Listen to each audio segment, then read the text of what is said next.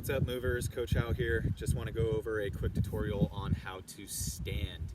When we are standing still, hanging out, we want to be very conscious of what our feet are doing.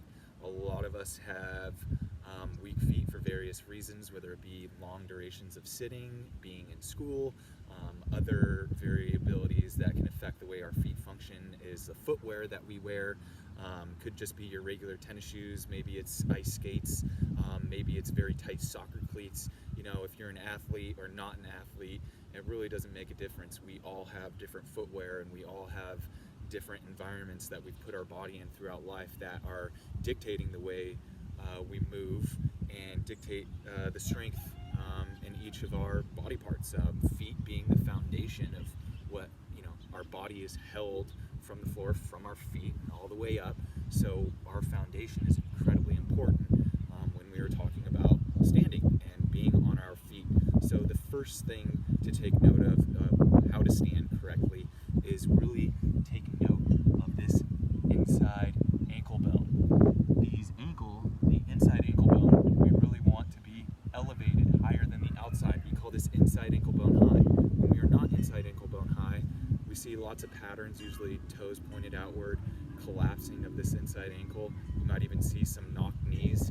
This is a very common posture that we see in today's society, and we want to get away from this. This is not healthy and this is not secure. But if we can get these toes pointed forward, we can focus on getting this inside ankle bone high. You'll notice in order to do that, you have to apply pressure to the outside of your feet.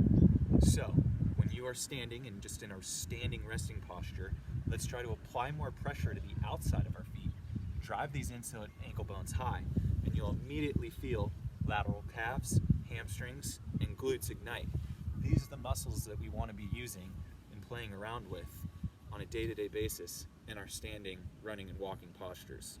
So, as a resting standing posture, having toes straight forward, inside ankle bone high. As we work our way up the ladder, you'll also notice knees get pointed forward. This is very indicative of our feet and the ankle complex being in a linear line forward, as well as the hips.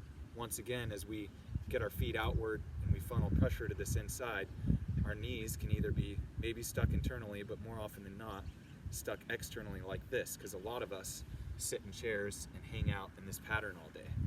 You'll also notice a hip thrusted forward pattern. So not only do we have feet outside and pressure funneling in, but we're also funneling pressure forward into the hips. So we have the hips forward in front of the feet with the head hanging out back, creating a lot of compression in the low back, as well as creating this tech neck, because we also are usually on our phone or on our computers doing something here. So our good standing posture, once again to repeat here, we're going to start with our toes pointing forward, our inside ankle bones climbing high, and the pressure funneling from our feet down and out. We're going to have continuing the pattern of knees pointing straight forward. And last but not least, we really want to try to get this hip bone over our ankles.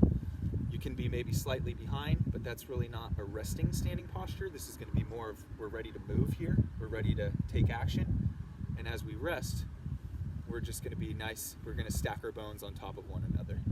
Chest climbs high, ears are going to be in line with shoulders, shoulders in line with hip, hip in line with knee and ankle, feet forward.